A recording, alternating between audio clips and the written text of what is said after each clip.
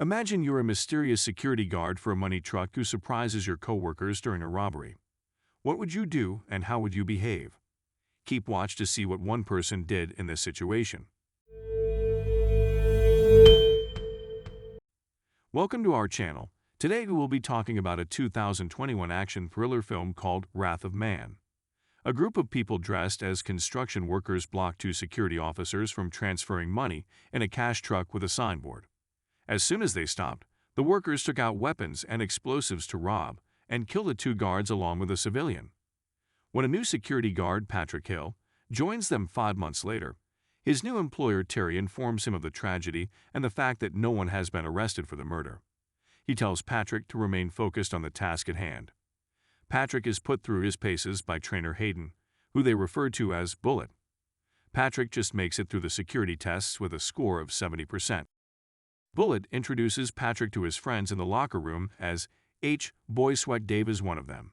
H, on the other hand, impresses Dana, the group's lone female member.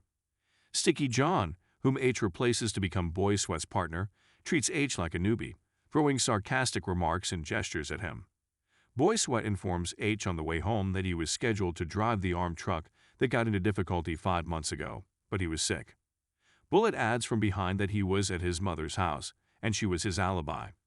Bullet is accompanied by H as they walk out to get money from a bank, and everything goes smoothly. On the first day, they return to their depot safe through the strong security door and metal entryway protected by Sticky John. The guards swipe their ID and deposit them on a board at the conclusion of the day's work before going out for some beer and pool games. Bullet extends an invitation to H to join them. H asks Bullet for a moment and covertly examines the ID of his new colleagues. Other guards push Sticky John to confront H during the pool game, and H brutally beats him down. Bullet goes out alone on one of their collection rides to collect a tiny quantity of 10 grand. They hear Bullet being taken by robbers while Boy Sweat tries to reach him. Boy Sweat offered to H that they leave with the $2.5 million in the vehicle. But H informs him that they're only leaving with Bullet and that he may leave if he wants. Boy Sweat decides to stay as they drive and park the truck in a deserted area according to the robbers' orders. Bullet, battered and tied, is pulled from a vehicle in front of them by one of the masked criminals. He throws the money bags into the flatbed one by one, but one lands on the floor on purpose. The robber tells H not to play games. He jumps into action when a robber approaches the bag on the floor, shooting him and the robber holding Bullet. It doesn't take H long to follow up and inquire about the robber's employer. Instead of responding, he chooses to insult him. 2 FBI agents arrive to investigate the event. They inquire as to how H's shooting during the incident was so exact, despite his test shooting score being below average. He claims he was more concentrated since he was in a kill or be killed situation. They then show H the security footage from the previous robbery, in which 3 people were killed. He informs the FBI officers, though, that it wasn't them.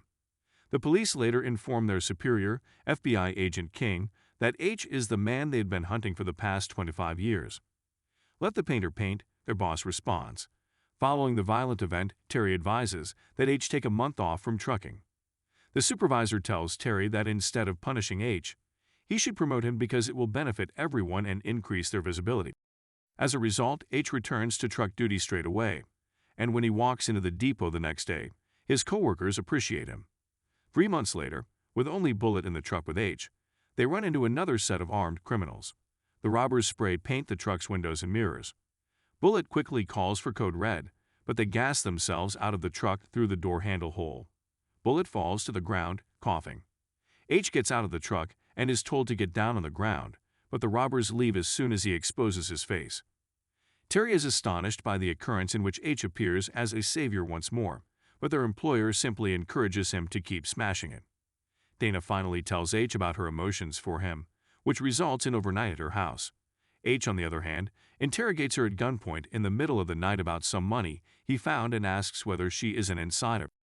She disputes it, claiming that she simply stole it while working on one of her tasks. H claims to know all of her contacts, including her parents, and tells her not to keep anything from him. It was 5 months ago. Doug, H's son, is going out with him. Mike, his helper, and the robber who stopped the crime when he saw H in the guard outfit, calls him about a last-minute problem with their robbery plan. Mike asks Doug to help with a tiny project because one of their regular workers is unable to make it to the location, which is close to H. He only needs to watch a Fortico truck exit a gate and notify them whether it turns left or right. However, near the location where H had parked his car, another squad of criminals dressed as construction workers stops the truck. Doug is yelled out of the car by one of the robbers. Doug calls H, but he is still on the phone with Mike and has no idea what's going on. Doug exits the vehicle and lies flat on his back, facing the ground, as directed. Meanwhile, H begins heading back and witnesses the murder of his kid. He starts coming but is also shot down. When H comes back to consciousness after 3 weeks, he's in a hospital bed with his son dead. Doug's mother blames H. He inquires about the criminals with his friend and FBI agent King, but he can only provide a list of known criminals for H to follow and do his best to identify the real killer of his kid. H, Mike, and their team wage a war on the list for the following few weeks, burying bodies whenever they felt like it. Mike advises that they take a fresh strategy. H agrees to Mike's offer and says he'll return to London for a while. However, H has his assistant develop a detailed fake identity for him, and he goes by the name of Patrick Hill, who has enough security sector experience to join Fortico Security. H has been on the search for the true robber who shot his son since he joined. 6 angry military veterans with various financial troubles united under their former sergeant, Jackson, and decided to loot wealthy Middle Eastern people. They decide to plan and steal Fortico's vehicle with a good insider buddy of Jackson when they get together for Jackson's birthday. When H parks his car on the side of the road, they dress up as construction workers and sit on the construction site. That shouldn't be an issue, Jackson says, and a member is assigned to look after the car. They come to a halt in front of the cash truck and remove the guards. Jan keeps an eye on the guards, and one of them pulls Doug out of the car and forces him to lie down. Others move the cash bags from the truck to their own vehicle. On Black Friday, Bullet and H drive out. After their last collection, Bullet lets H know that he is the insider for the group that had robbed their truck all those months back, killing 3 people. He then informs H that he has already removed the rounds from his revolver and that they intend to rob the depot today. To stay alive, he tells H to stay calm and cooperate. He then turns off the truck's cameras before driving it to a warehouse where Jackson and his guys, who are all dressed in protective armor, meet them. H is searched and struck by one of them, who warns him to be a good boy during the crime. Jan and 3 other people enter the cash truck, followed by Jackson and another person in their own vehicle. Theirs is the very last vehicle to arrive at the garage. The 4 armed guys exit the truck, seize possession of the parking lot, and arrest Terry, Boy Sweat, H, and even Bullet.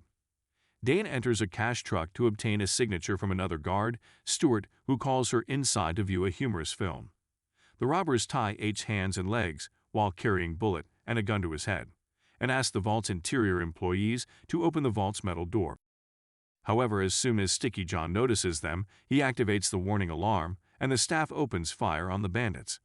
One of the 4 robbers activates an explosive near the metal door before joining the others in returning fire and killing many of the guards who approach them. The robbers are saved from the majority of the fire by the ballistic plates in their armor, but one of them is critically hurt before they breach the metal barrier and open the outer gate for Jackson and their other accomplice to enter with their truck. While the police arrive outside and inform the SWAT team, Jackson takes control of the depot and orders his workers to sweep the building. They begin transferring money into bags while counting down the 8 minutes till the SWAT team arrives. H takes advantage of the shooting since it draws the robber's attention away from him. Before choking him out, he shoots the robber's foot with his own revolver. He then uses a knife to liberate himself, as well as Terry and Boy Sweat, who seeks his counsel on what to do. Shirley is killed by a bullet. Dana and Stewart, on the other hand, get weapons and attempt to shoot the bandits. H approaches a second robber, demands that he remove his helmet, and then shoots him. That is immediately noticed by the others.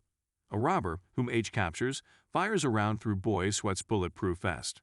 After a brief struggle and exchange of blows, H fires a shot at him, but only with an empty gun. Bullet viciously shoots both Stewart and Dana without hesitation once Stewart passes it to him. The only survivors of their team, Jackson, Jan, and Bullet, depart the depot with cash in a cash truck that smashes through police cars. Jackson begins to bleed heavily from an injured neck before they reach the garage of a building as planned, evading the cops. Bullet and Jan load the money bags onto a carrier for the elevator. He informs Bullet that Jackson died of injuries as they were riding two four-wheeled motorcycles through a secret tunnel to a car parked at the other end. Bullet, wary of Jan, tries to do what his friend Jackson failed to do, but he, too, is slow. Before reaching his destination with all the money bags, Jan fires a bullet in the head without hesitation. He receives a phone call while enjoying a drink. His phone isn't ringing, so he glances at it. He investigates the noise and discovers a cell phone in one of the money sacks. Are you not going to respond? H throws his son's autopsy report at Jan when Jan asks if he wants a portion of the money.